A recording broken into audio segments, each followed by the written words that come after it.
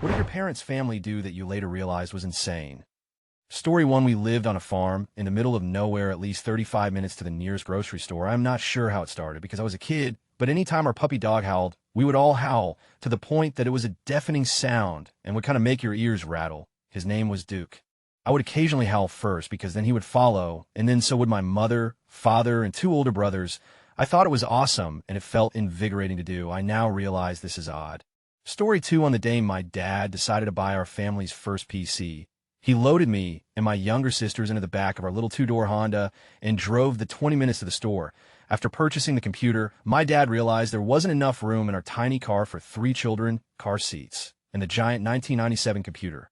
So he left us at the store, apparently thinking that if he bought us all candy bars, that'd be enough to keep a 5, 3, and 2-year-old occupied and out of trouble. He took the new computer home and then turned around to come back and get us. Having left us alone for easily 40 minutes at this, was our car pretty tiny.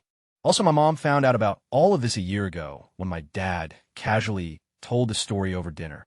Story 3. My mom was always very invested in our romantic lives, partly because that was an area where we didn't stack up well as compared to our cousins. The most insane manifestation of this was when I agreed to go out on a date with a guy, only to find out before the date that he was a predator who had been arrested after he preyed on 4 separate freshmen at the school where he taught. Mom flipped out trying to convince me not to cancel the date. He might have grown out of it. You don't know if you don't give him a chance. Thankfully, my dad was on my side, and I canceled the date. But Mom sulked the entire rest of the night and demanded I log her into my Facebook account so she could scroll through my friends list so that she could see which of my male friends were straight and single so that she could push me towards them instead. Story 4. My godbrother's parents used to lock us in his room for hours to days at a time. His little brothers learned to pee in a trash can instead of in the floor when we couldn't get them out. We eventually learned how to unlock and relock the hatch from inside the room so that the 4 of us could get out for pee breaks and for snacks when we were feeling really ballsy. I didn't realize how abnormal this was until I was watching a news story in the work break room with a bunch of coworkers about a neglected child being removed from an unfit home. My initial response was that's nothing, as I launched into what I just wrote above. I looked around waiting for everyone else's stories, but instead they all just stared at me. Quite a few people have been very kind and offered sound advice to me. Therapy is definitely worth its weight in gold. 2 people keep asking godbrother is the son of one of your godparent, or so I was taught when I was growing up.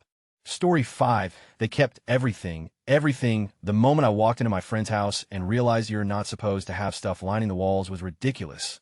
Story 6. I don't have very many memories of my childhood, or really anything in the last 25 years, but I do remember when we would go in timeout, we had to bend our knees and fold our arms behind our backs while staring at the wall. We had to stand motionless and silent for 30 minutes. If we moved or swayed, we got another 30 minutes. This would go on for hours sometimes, my brothers, and I would pull muscles and pass out sometimes. Also, while we were in the shower, our parents would search our rooms. They did this every day, and if they found anything they didn't like, they'd make us jump out of the shower, still dripping wet and naked, and come clean up or explain whatever they found. And we were always grounded, but they would never tell us why.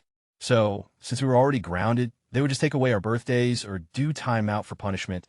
I have only celebrated my birthday twice in my life, and both times my mom shut it down within 10 minutes. TLDR leg day. All day, I could do squat for hours. Holy, this blew up. I will update when I get off work in about an hour. 2. I thought this would just get buried. I have plenty of other stories, but there's no need to get into all of that. To those that don't believe, that's fine. I don't need you to believe me. I know what I went through, and I don't need to prove it to anyone. To answer many questions in the comments, my birthday is March 30th. I'm a 25-year-old woman.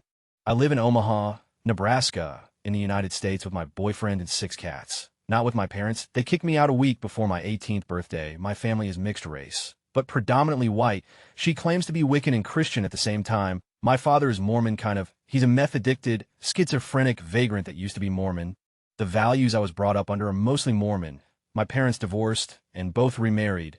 My parents have both admitted that they should never have had children, and myself and siblings all agree. My mother is a narcissist who always needs to be the center of attention. She managed to make my grandfather's death all about her. And I just found out my grandmother is going into hospice care this weekend. My mother never even once mentioned that she was sick. She's her PO. I have been able to cope with everything by disassociating and repressing. Also, I just joke about that happens to me. It really helps me work through it.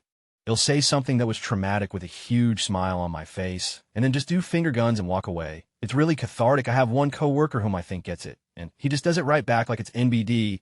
He jokes that I must be cursed and that my life is the perfect example of Murphy's Law. I have new memories pop up all the time.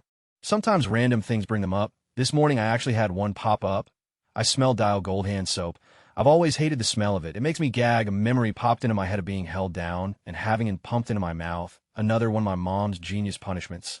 I ended up puking and then was punished for that with the bent knee timeout. I think I'm okay. I don't really know. I've always had a lot of anxiety, yet I'm essentially devoid of emotion. I guess I'm 97 okay, and 3 very not okay. I don't know. Thank you, kind internet strangers. I feel very loved. Edit 3 forgot the most important detail. Yeah, the squats did do some magic. I never used to think anything of it, but I do get a lot of comments. A friend told me that in her squat motivation, I have a 24-inch waist with 40 inches at the hips. Story 7, my parents visited underground Atlanta back in the early 90s. Not the safest place. Anyways, my brother was a baby and crawled under a bench they were sitting on. He pulled out an umbrella bag with a very sinister knife inside. My parents don't report the knife or anything, but instead keep it, and it becomes a staple knife in our kitchen. So yeah, pretty sure my parents use a murder weapon to cut the crust off our PBJS. Story 8, kind of relevant, but I'm still going to post this. When I was in 6th grade, I think my mom decided we needed to understand what it was like for people in third world countries. We ate oatmeal for breakfast, beans and rice for lunch. Could have one fruit for a snack, and beans and rice plus some romaine lettuce for dinner. All of this for a month, and we were only allowed 3 cheat meals in high school. Looking back, I just thought she was batshit nuts. But once I started having bills and such of my own, it occurred to me, my parents were just that broke. They just didn't want us to think of it that way, dude. I love those 2 people. Edit, you say my name is relevant. I wish I would have noticed first, damn it, when my mother left my dad. She pitched a tent in my walk-in closet. I was 7 or 8, and she lived in my closet for months before she got her own place. I still remember her reading her Joyce Meyer books by lamplight. Story 9, we used to drive from Michigan to South Dakota to see my grandparents, and my brother and I rode in the bed of an F-150 that had a topper on it. We had an inflatable mattress back there, so we'd just sleep for a lot of the 20-hour drive. Story 10, my dad once took 3 of us kids out for a ride in the Pine Barrens. He drove us 20 minutes into the woods on a sandy trail in a minivan. He had just gotten into a fight with my stepmother and needed a drive to burn off all the alcohol in his system. He didn't say much during the ride. We got stuck, obviously, because we were in a 2WD caravan, but luckily, some 4WD truck dude came through and winched us out. When that guy showed up, Dad wasn't quiet anymore, and we left the woods when we were unstuck and went home. I'm not sure what his intentions were that day, but the look on my stepmother's face when we returned made me rethink whether it was a fun ride in the woods or this life moment worthy of the nightly news narrowly averted. Edit, thank you for my first silvers. To answer a few questions, my father's been dead for 7 years, so we don't talk much anymore. It wasn't unusual for him to go out for a ride after a drunk fight, but it was the only time he took some of his kids with him. I'm guessing that's what had my stepmother so upset. As a young kid with a drunk for a dad, I never really thought about him purposely killing us. He was an angry drunk, but mostly verbal abuse.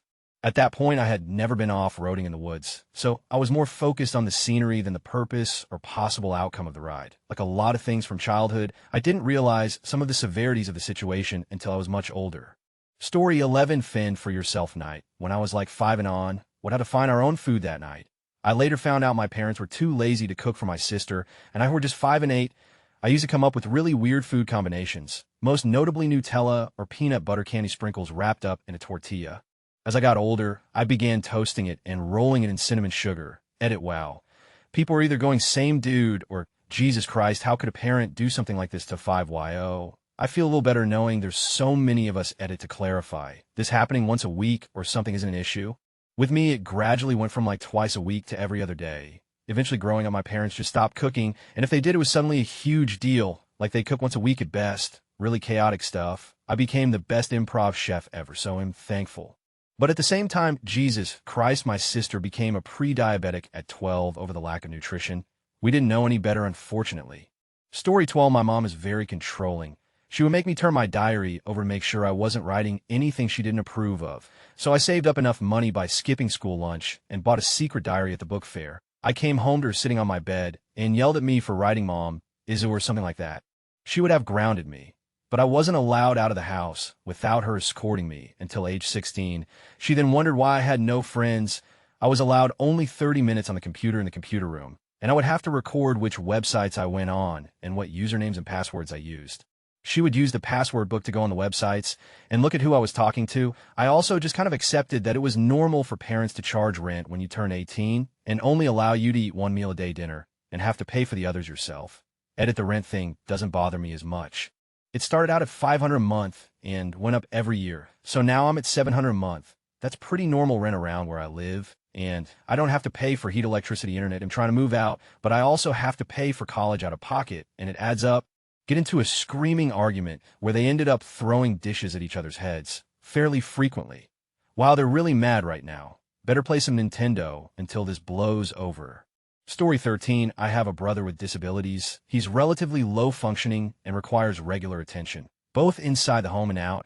I love him to death, but it made for a pretty untraditional childhood. I didn't realize until my late teenage years that other families were happy and relaxed.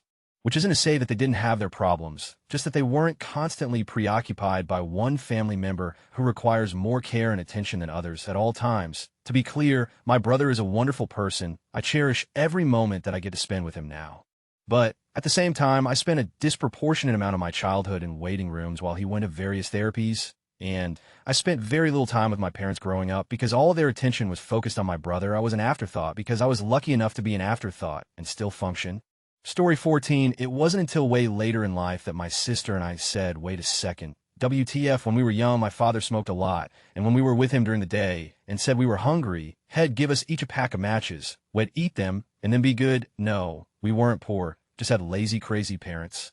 Story 15, my grandpa would pick up my mom and aunt from elementary school and race the train every time. My mom scared shitless and my aunt cheering him on to go faster. Story 16, my grandparents in Italy would burn tons of marijuana plants because it was unknown to them and like an unwanted weed on their farms. I mean, they would never had done anything with it anyways, even if they did know, but still they burned lots of weed. Story 17, my mom once blew out the pilot lights on our gas stove, cranked up the gas, and told 7-year-old me and my 14-year-old sister to go to sleep. I went to bed, not knowing any better. Luckily, my sister dragged me out of the house and we sat in the car. Mom finally changed her mind, sobered up a bit, aired out the house, relit the pilots, and took us back inside. That was fun. Story 18, my mother refused to take me to the emergency room growing up. She took my stepdad and my stepsister, but refused to take me. Have permanent damage to my ankle thanks to her refusing to take me there. Thanks, Mom. I live in UK for reference, so it wasn't like we couldn't afford it. Story 19, my in-laws. Well, mostly my now-deceased Mael and a brother-in-law swear by trunk food. What is trunk food? It is food that you make, and sometimes cook, sometimes not. And when you go on a road trip, you wrap it up in foil and throw in the trunk with the spare tire, and everything else grows back there. This is only done for long-distance trips when you arrive at your destination. You eat the food, and Mael and brother-in-law swore that it makes the food taste better. If the food was uncooked, the idea was that being in a hot trunk for several hours would cook it to the desired temperature in theory. The cakes were probably the safest.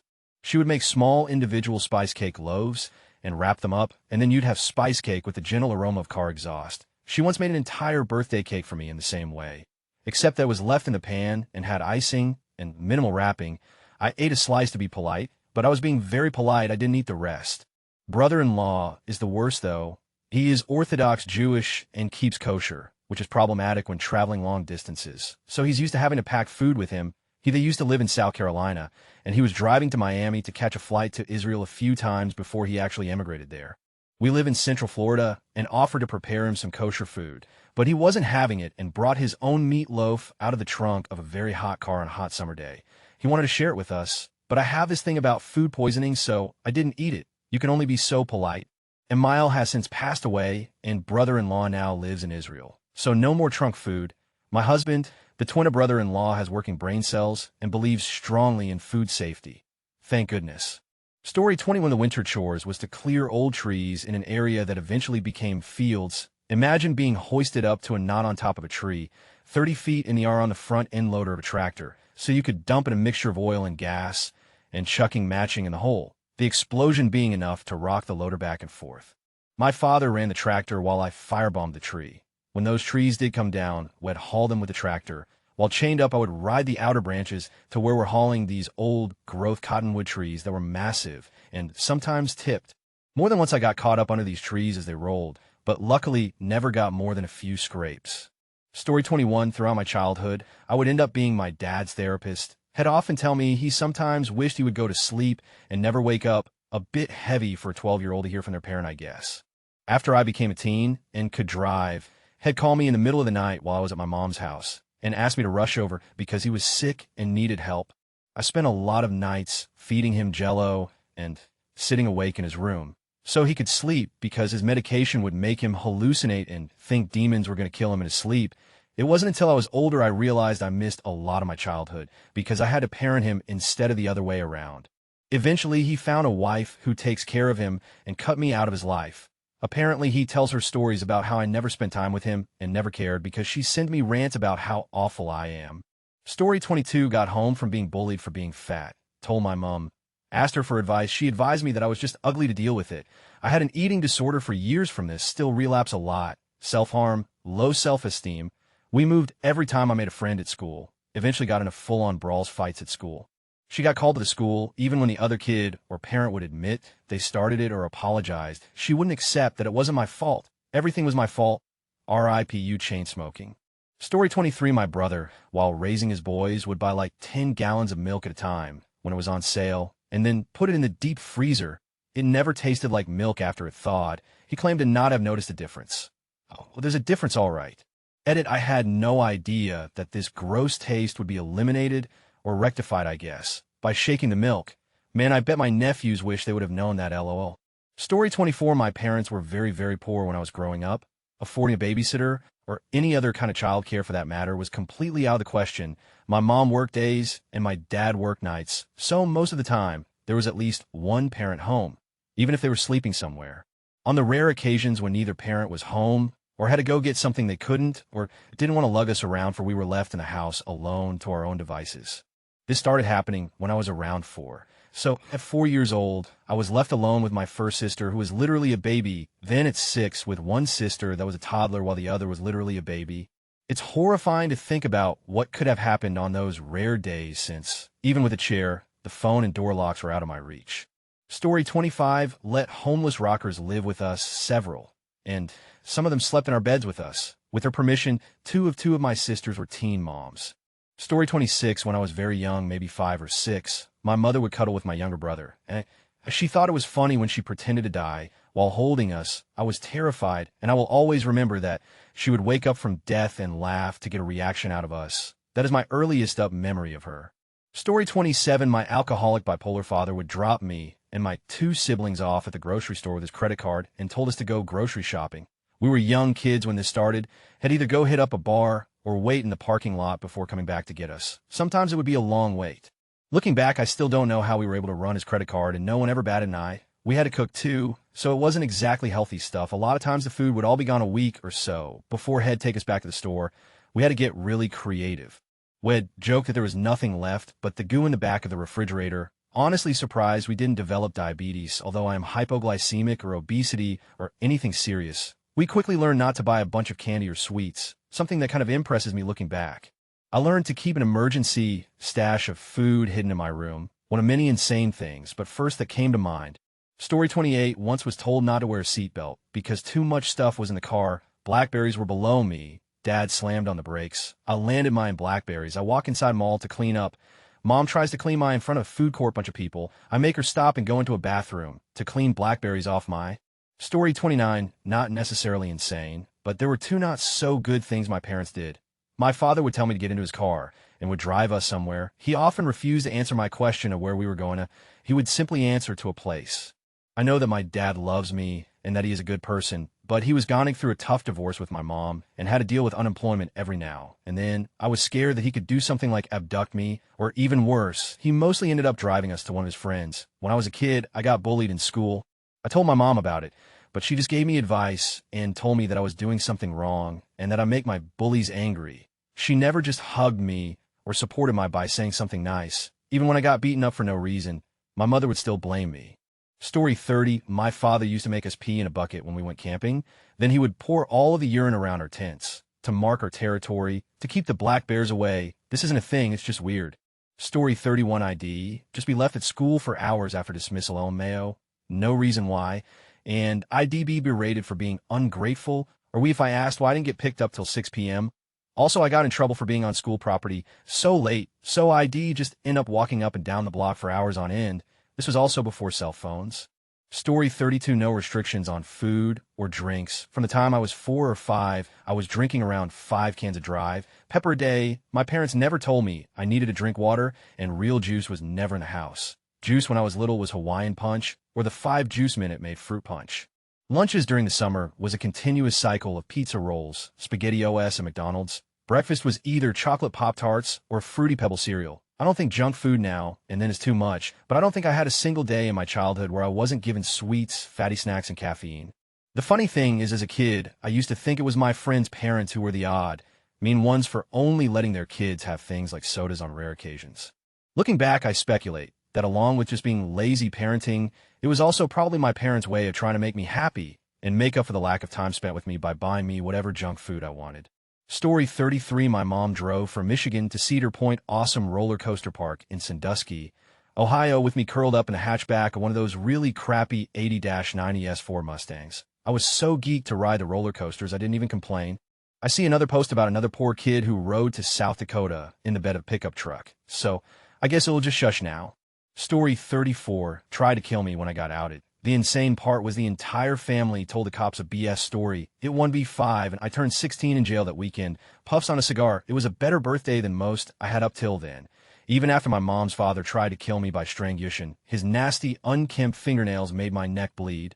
I realized then that family isn't blood. And later in life, I got to build my own family. Much stronger. I've had therapy and much happier. And far from those people, the people I call family are amazing. Doing a family dinner on Saturday. Story 35, picked me up at the hospital after hip surgery. I was born with a dislocated hip, had a lot of surgeries as a kid. They were kind of no biggie to me at that point, and had to make a detour to check out an antique clock he was thinking of buying. Left me out in the van in a body cast in the middle of a Wisconsin winter for 20 minutes or so while he haggled plaster be cold. Story 36, fight over money, but continue to constantly spend beyond their means. Not once did they actually sit down together and mediate over their expenditures and priorities, just more and more fighting, never communicate clearly or keep consistent expectations. Environment was always chaotic. Neglectful parenting in general, but didn't let us go without food, clothing, or shelter. They had a lot of kids BC religious reasons. Get into another toxic marriage after leaving the first. I love both my parents and all my siblings though. Now grown, I realize they're not superhuman and probably did what they knew how at the time. Story 37, my parents are hoarders. There's a shipping container in their yard to keep all the junk they can't fit in the house. They allowed us way too many pets, cleaning standards way too low. We used to clean once a week for grandma coming for Sunday dinner. A huge undertaking just to get the place looking like what normal people call messy. And that's just the rooms of the house grandma got to see after she passed. We clean once a year for Christmas. On the upside, they are very loving, supportive, intelligent people, and I feel privileged to have been raised by them. But I'm glad we had home ed classes at school teaching me how to keep a kitchen clean, and a guest house cleaning job as a teen teaching me a higher standard of neatness, and clean freak flatmates now that keep me from getting sloppy. Thinking back about the look on our friends' faces when they came over, I'm glad no one called child services on us. Now with us kids moved out and only one cat left of the pets, they're keeping things cleaner germ-wise, but the amount of stuff keeps growing. They just got a notice from the city about the illegal add-on shed on the side of the shipping container. That's now too full. Story 38, my mom stole a shopping cart with my brother. I was like 7 years old and nearly ratted them out because, and we don't need that, I don't understand. Edit failed to mention that it wasn't just us pushing it home or something. They loaded it into the back of the SUV, right in the parking lot. Story 39, I used to babysit my parents' friends' kids occasionally. After I babysit 2 kids that were 4 and 6, my mom said her friend was happy, and I did a good job. I was 13. Then she mentioned that was good because her friend was distrustful of babysitters since her other 2 kids had drowned while under a babysitter's supervision. Thought that was slightly odd. No helicoptering in the 80s. Story 40, we would go on family drives, basically drive around and find things to do and see, a park, some local attraction, and whatnot. I would spend most of the drive playing with my Matchbox cars on a back shelf. No seatbelt, just screwing around in the back seat while my parents drove and passed a joint back and forth. It was the 70s. It was a different time.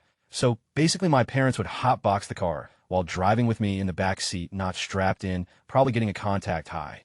Story 41, growing up on a rural farm in Canada, we always had wild weeds of this plant that looked exactly like marijuana.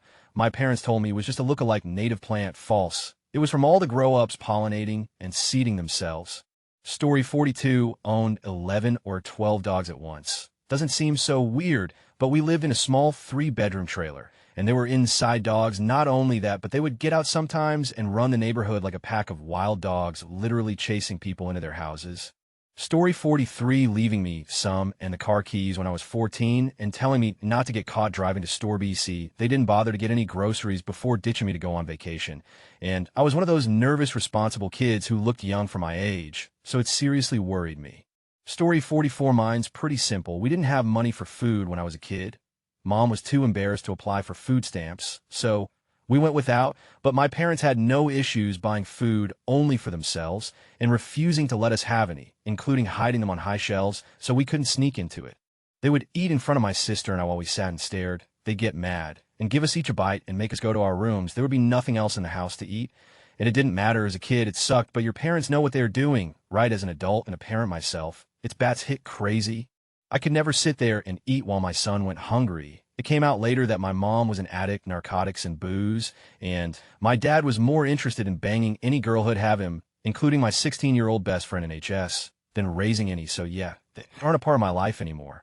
Story 45, really minor compared to the rest of this list, but both my parents are active participants in a mind-reading psychological torture camp. Essentially, you're expected to know, based on context clues, body language, and just being psychic how they're feeling and how to fix it. And then you're supposed to fix it. And if you don't, you're being a bad child. Not sure about dad, but mom got it from her mom, who has literally said out loud, I don't know why my granddaughters make me say things. Story 46, my mom used to just run away for a couple of days every once in a while when she couldn't stand us anymore. She'd tell my dad where she was going, or where she was at least, but she'd just pick up and run with no warning. My dad left for work really early my entire childhood. And for a little while, my brother was in the daycare at the college she worked at, so this, of course, would cause huge problem with how everybody else lived. She still refuses to believe that she has a mood or personality disorder, though. She straight up denies it. Says her genetic tests say she doesn't have the gene for bipolar disorder, which I do have. This sort of thing I know realize is why I was basically a parent from a young age. In the oldest sibling, and my mom was mentally and physically ill, fibromyalgia, and very, very bad migraines, and my dad is a pretty typical man of the house type dad who didn't get super involved with child rearing or financial planning. My mom's jokes about me being deputy mom and being bossy aren't funny anymore. I really missed out on what not having to be responsible for a family at a really young age is like. Story 47, half of these are adorably wholesome and half are folks who grew up abused. And y'all, I'm just so sorry you went through that, and I hope from the bottom of my heart you're in safe and healthy places now. Story 48, my siblings are a lot older than me, so they were out of the house when I turned 8. Both my parents worked, so I would come home to an empty house and make my own dinner. That alone is sort of odd. But when I was 14, my dad got downsized and started driving a semi. My mom got licensed too. They were driving from coast to coast in the U.S., leaving a 14-year-old alone for about 3 weeks a month. It's amazing that I never destroyed the house, and that I actually went to school. Story 49, yelled at me every single day for whatever reason she could invent. If the yelling wasn't sufficient enough to terrorize me, I would get beat. Dad was a weak and didn't do about it. Now I'm older and kind of find out a lot of my personality quirks are actually signs of childhood trauma. I have been considering therapy, but other than my head being up, my life is pretty cool now, and I am no contact with my parents. Scared getting my head shrunk would mess my up. Story 50, for years, I couldn't figure out how my parents always knew what I was doing. Sneaking a boy in, GF bringing in a bottle of vodka, getting in late after curfew, you name it, I chalked it up to them being parents. I was 21 when I found 4 surveillance monitors in the canning closet downstairs.